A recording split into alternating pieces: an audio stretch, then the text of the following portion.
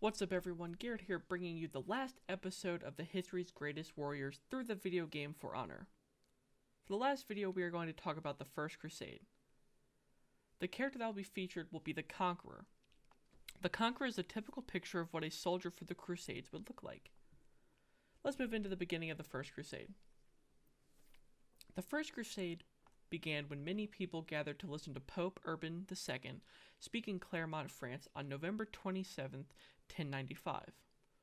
The result of this public speaking was a call to war.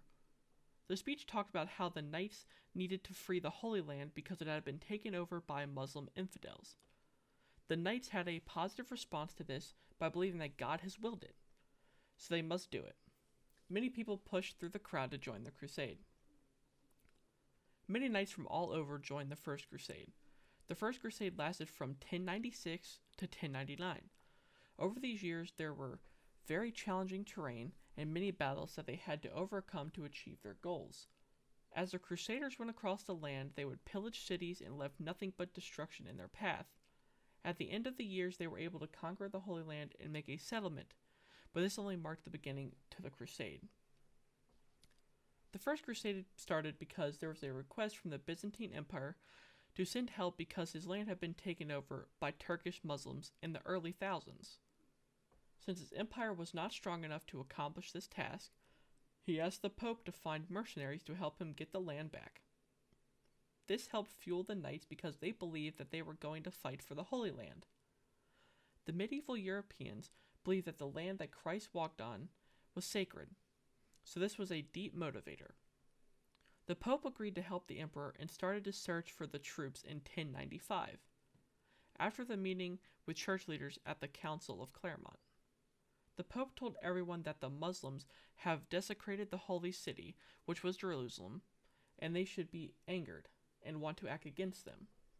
They took the Pope at his word and began getting their belongings in order before they left. One thing that the nobles had to take care of was their land. They had to make sure that while they were away, another lord would not take it from them. Since this was a possibility, the Pope offered the knights a few things that make the fight more appealing. The most notable incentive for them was forgiveness. They would be forgiven of their sins if they fought for the Holy Land. Another reward was riches. In the Bible it was spoken that there was a city that flowed with milk and honey that was full of jewels. Having this in their mind made it easier to join the fight. One problem that they had was spreading the word of the crusade. To combat this, they had people preach the crusade all over the world to get the word out. This method was much faster than traveling to location. Let's talk about the present crusade. The word of the crusade spread fast. The idea was appealing to the peasants because they had hard lives, and they had nothing to lose, so they chose to join the crusade because it offered them a much better life. Even if they died, they would have a good afterlife. One of the most notable peasants was Peter the Hermit.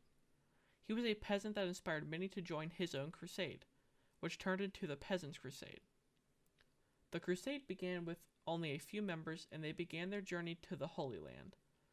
Along the way, Peter was able to get many others to join his fight. An important person that joined Peter and the peasants named Walter Sands Avor. The peasant army tore apart Europe as they moved across it. They had nothing, so along the way they felt that the townspeople would give them all that they needed because of their message. This was not the case. Many of the townspeople did not want to help them, so they had to resort to stealing. The Jewish population was the most targeted. In 1095 they reached Constantinople. This did not end well for the peasants because they were an army without weapons. The peasants wanted to go in and fight, while Peter wanted to wait for the other armies to arrive with weapons. Since the peasants were so ready to fight, they decided to attack the places along the outskirts of the city. By doing this, they were forced to leave, and they were led away by Walter. The Turkish army managed to find them in 1096 and destroy them. This marked the end of the Peasant Crusade. Now let's continue with the First Crusade. During the Peasant Crusade, the other nobles were still preparing to leave for the Holy Land, making sure that the land would still be theirs when they returned. The Crusades spread far across Europe and attracted many. The knights and their vassals left for the fight, When they began to head to the Holy Land, there was no certain leadership, but 3 men were at the top of the list: Bohemond, Raymond, and Godfrey. The mashup of armies marched and reached Constantinople around April of 1097. They were camped outside the city waiting. Nothing could get done until everyone pledged an oath to Alexis, who was the Byzantine emperor. This was not well received because they believed they were pledged to Christ, not Alexis. Once an agreement was made about an oath, they were able to begin their first attack on Nicaea. This city was unprepared for the attack, so they were defeated quickly. The next target was Antioch. Getting to the next city was very rough on the armies because there was a lack of food and water, plus the extreme heat. They decided to redirect their armies to a different path because they were fearful that they would be attacked, so they changed path. However, it was more difficult terrain. In October, they finally reached the city of Antioch and began to take control. Over the next months, it was hard for them to get food because winter was approaching. Since food was so hard to find, some resorted to cannibalism. Since times were so tough, some of them backed out and left the crusade.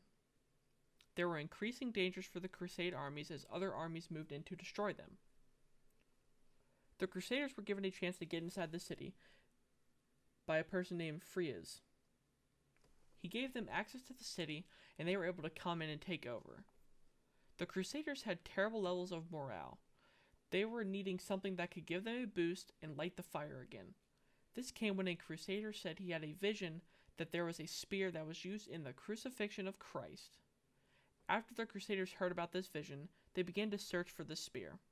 Once they found it, their spirit was reignited and they began to finish the siege on the rest of the city.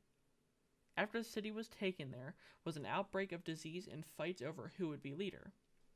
Bohemond chose to stay as leader of the fallen city, which left Raymond as commander of the armies. They captured a number of small cities, including Jaffa. After they took Jaffa, they began heading to Jerusalem.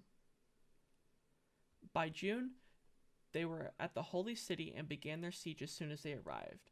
Peter the Hermit, who led the Peasants' Crusade, gave a speech that empowered the Crusaders as they began taking over the city. They destroyed everything in the city and killed everyone. Once everything was destroyed, there was a fight for leadership, but Godfrey claimed the crown when he won the people's hearts by saying the true ruler is Christ. This crusade only marked the beginning of the Crusades.